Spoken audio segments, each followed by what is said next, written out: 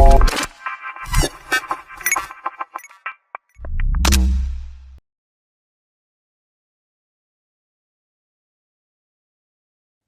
and welcome to TALRadio. At TAL, we connect those who are willing to give to those who are in need. My dear listeners and my lovely audience, you're watching and listening to a wonderful series called Mindfulness. In the previous episode, we talked a lot about letting go and, of course, realizing our potential because that is how probably we can let go. And this is unfortunately, the last episode of this wonderful series called Mindfulness. And Dr. Sampath, thank you so much for all the insights that you have given to us and for the enlightenment that you basically provided to our listeners. So, Dr. Sampath, welcome once again to TAL Radio. Thank you, Sandy. It's been my pleasure. And I think these conversations have been as meaningful to you as they are to me. Lovely. So I think today we do not have a topic. There's nothing that we need to dive into, but certainly there's something, before we let you go, at least in this very series, there are probably a few things that we thought, we'll ask from you and really get an insight about. First of all, I really wanted to understand, like during this journey of mindfulness, during this series, how has this series impacted you or this, particular topic of mindfulness? See, I think for some reason in the last decade or so, mindfulness has caught everybody's attention. But to me, you cannot have your mind in one place, body in another place, soul, you don't even know where you've lost. Whenever you have all the three in one place, then you are very mindful. And when you have your mind, body, and soul in the present, and whatever you do will be of very high quality. So to me, these 14 episodes that we have done before this particular episode have been very mindful experience because I didn't come prepared with anything. Having said that, I've been preparing for last 45 years. And I trust if my mind, body, and soul is present in this moment, it will respond appropriately to the questions you ask me. And it will give what is relevant at that point of time to whoever is listening. So that is the kind of faith with which I go. So I believe living mindfully has a lot of advantage. In fact, I was just talking to two of my colleagues before taking up this interview. How do you get in the same amount of time that you spend 2x return or 3x return? That's possible when you're mindful. When you're mindless, you don't even get 1x return. You spend 1 hour and you wonder, what did I do in this 1 hour? But if you're mindful, you will get at least a return of what you would have got if you would have spent 2 to 3 hours in 1 hour. That is the power of mindfulness. So, coming back to your question, it has been a very rich experience of sharing. Some of the sharings that I did, I myself had not thought about it before you asked a question and I ended up sharing. So, they were very insightful for me, and hopefully they were insightful for the audience who heard them. Lovely. Thank you so much for those kind words. In fact, it's been my pleasure and my honor to have you on this wonderful series. So, moving ahead, I would really like to know if you could share any of the stories, not just through this very series that, people came up to you and told you that, what have you been teaching them, the way you've been guiding them, the way they have approached life, and after meeting you, how it has changed. Could you just share some stories about, how it has impacted people's lives? There are very few who have heard the one or two or three episodes and responded to me. One of the trustees of a very large institution, after hearing mindfulness, sent me a message. I would like you to come and do a masterclass on mindfulness in my university. Somebody else said that they understood entrepreneurship much better, social entrepreneurship much better. So there have been responses here and there, and people have been, when I shared the links with them, they've responded to me saying that it was a very interesting one. Entrepreneur, after listening to it, said, "Sir, I want to be coached by you. Wow. I also want to bring my family because I think after listening to you, I feel you would be the person who can help me and help me and my wife understand some things better." So I think those kind of responses will be there and have been there even before these episodes. But whatever I shared you are outcome of people listening to some of our episodes and coming back to me. Lovely. In fact, thanks a ton to all those lovely listeners who've actually reached out to you and said such wonderful words and, passed on such amazing messages. So, Dr. Sampath, are there any kind of like practices or ritual that one can follow in their daily lives, especially for someone who's just starting out and just trying to understand what is, being mindful in life? What does it really mean? Are there any kind of practices that they can follow in daily lives? We have discussed this in the previous episodes, but I still will repeat them. I think it is important that we find some form of meditation where we sit quietly with ourselves and observe, just observe. We don't have to do anything. I mean, we don't have to control what is going on inside our mind. We don't have to do anything. We just have to observe. And the simplest what form of meditation that I say is just sit and observe your mind. You don't have to do anything. And your mind is very, very notorious. So it is going to keep wandering here, there, everywhere. But the tendency for most of us is to judge the mind and say, how could you think like this? How could you think like that? And that only makes the mind stronger. But just let it be. And whenever you find your mind wandering, come back to just observing. Whenever it is wandering, come back to just wandering. It is like putting a leash to your pet and taking it for a walk. And the pet is going to run around here and there, and the leash will be pulled. So the minute you feel your leash is pulled, get the pet back into walking with you. So that is the way you'll have to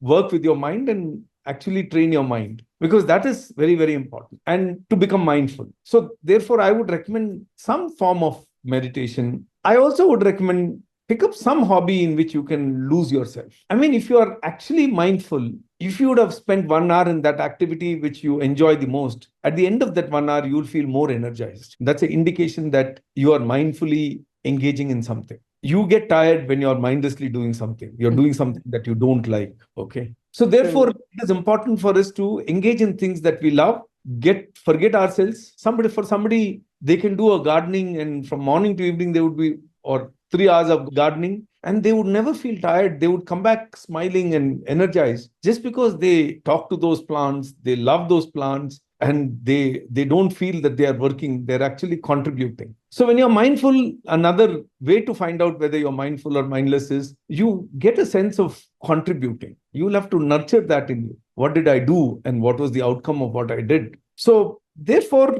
find every opportunity to be available wherever you are completely, and avoid having your mind in one place, body in another place, and soul, you don't know where you lost. Lovely. In fact, when you said that when you do something that you love, you really do not get tired, but you really get tired when you do something that you really do not like. And maybe that is the culture that most of the workplaces, at least corporates, do have. That is why we hear a lot of people with stress and anxiety and all these issues coming up, especially youngsters. So, are there any kind of techniques, or, I mean, except meditation? So, for example, how can really mindfulness help them in these times during this stress and anxiety and uncertainty, as I can put it up in a simple manner? I think, first of all, do I even know what is creating stress in me? I need to become awareness is half the problem solved. And if I know what is causing the stress, do I have a choice to maneuver it, to work with it, or to avoid it? I'll have to find ways. If a particular job is very stressful, do I have a way to deal with it? Do I have a way to manage it better? Or do I have a other choice where I don't think it's going to be as stressful as it is in this job? So all possibilities are there. But first of all, when many people tell me I'm very stressed, when you sit with them and ask, what are you stressed about? I have not got very clear answer. Okay. So I need to first get that awareness of what is actually stressing me and why is it stressing? Where is the stress coming from? Is it the job? Is it the manager? Is it the customer? Where is the stress coming from? I don't even point it out, because the minute I point it out, then I will be able to deal with it much more effective. So I don't think I understand my stress. I don't think I understand my anxiety. I don't think I understand where all this is coming from. When I don't understand, my ability to solve them becomes even more challenging. So I'll have to sit and understand why something is bothering me, why something is not bothering me, and look at what are the options I have in hand and how do I maneuver that, or how do I deal with that. Lovely. So it's like first you really need to know what the problem is, then you better find the solution. First, know Yeah. the problem at least. All right. So, you've just talked about meditation, and you've spoken a lot of other things that, people can really follow in their daily lives to be mindful, basically. And Are there any like apps, if you talk about the Gen Zs who would like to follow it, or maybe other sources, maybe books? Although you have really mentioned many books, but could you just repeat some of the books or references or apps, or anything else that could be helpful to our audience? I know that there are several apps that can help you to be mindful, but I have not used any of them because I never felt the need for them. You are a mindful person, I must say. So, I don't need those anchors for me primarily. Second, I think we are, as humans, we are born with the capability of being mindful. For some reason, out of the monotony or the routines we have got ourselves into, uh, we have lost that connect between thought, speech, and action. So I need to regain that connect, and I need to learn how to be in the present. That will definitely be a big step towards becoming more mindful. How do I align my thought, speech, and action? In terms of recommendation, I have told you that there are few books that I have enjoyed thoroughly, and I have studied them, and I continue to study them. One is The Little Prince by Anthony de Saint-Exupéry. Recently, the 80th year publication was out, and it has been translated to over 80 languages, or 200 million copies sold, and still in the market and still very popular. Two Hollywood films have been made. If this is the history of a book, why should someone not invest in that book? True. It's not expensive book. It's a small book. It won't take more than an hour and a half to two to read the book cover to cover, but it will take a lifetime to understand that book. It's a book about mindfulness. It's a book about becoming aware of what you're engaging in. It's a book about understanding yourself through several interesting symbols and meanings. There's another book called Jonathan Livingston Seagull by Richard Bach. Again, well spread book. I heard every Australian's home has a Jonathan Livingston Seagull. I have benefited immensely from this book. It tells you how to stay focused and how to get to become a better version of yourself, and continue to become a better version of yourself till the day you become the best version of yourself. And that is the journey of that seagull through the book, where it becomes the best version of itself. So I think that's another book that I would recommend to our audience. There's another book called The Zen Bone, Zen Flesh. Very difficult to find the book, but it's a very, very powerful book which has a lot of parables and koans, which allows you to reflect on things. It allows you to deeply reflect. Then the book that got me into all this is a book called Song of the Bird by Tony DeMello.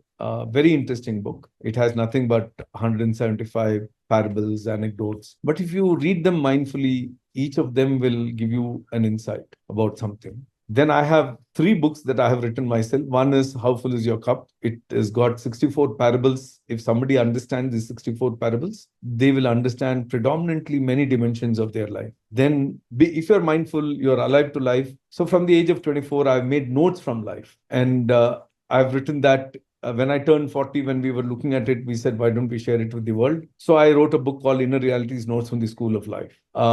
Just to give you an insight, one morning, me and my brother were going for a walk, and we were talking about our parents, and we said we can't change them in certain dimensions. Only thing is, my brother said that at least 3 times in a span of 5 minutes that we were walking. So I very spontaneously asked him, can you change your thought that you cannot change them? And that interaction had disturbed me the whole day. And in the night, when I was rolling in my bed, it boiled into a small little note, which was, I kept on telling he's rigid, he's rigid, he's rigid, not knowing how rigid I was or his rigidity. So these are the kinds of quotes and notes that I've put in that book called Inner Realities Notes from the School of Life. These are available on Amazon. You can order them on Amazon. You'll get it. So I think for a person who's committed to becoming mindful, there are hundreds of ways. One caution, though, I will give to people is sometimes you get initiated into something and you become a cult follower and you start making that your life. That itself will make you suddenly mindless. Go to any place, go to anybody, learn, but don't lose your own control on yourself.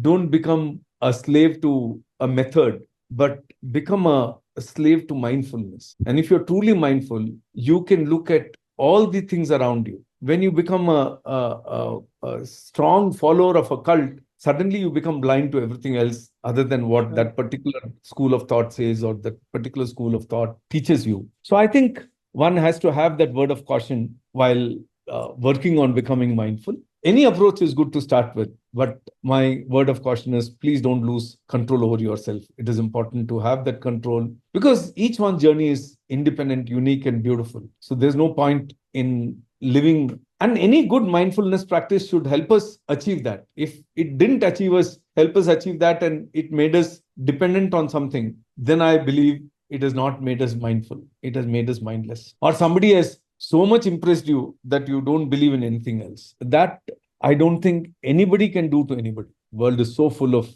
wisdom and knowledge. True. And I think these are the beautiful words that we would be missing for quite some time till we probably, plan another series with you and maybe, a continuation of this topic or maybe some other topic. But you've been an amazing source of inspiration. And of course, the kind of parables and anecdotes and short stories that you would always share with us, oh, they have been lovely and very, very, I would say, not just rewarding and enriching as such, but as something that we can really connect with our, in real life as well, in a very simple real life, basically. So, Dr. Sampath, as I wrap up this wonderful series of mindfulness, I really thank you from the bottom of my heart for giving us this time. You've been an amazing source of inspiration and amazing support to Tal Radio. Thank you so much for all that you've done for us. Thank you so much for your time. So let me conclude this episode with a little story. It Sure, seems there, love that.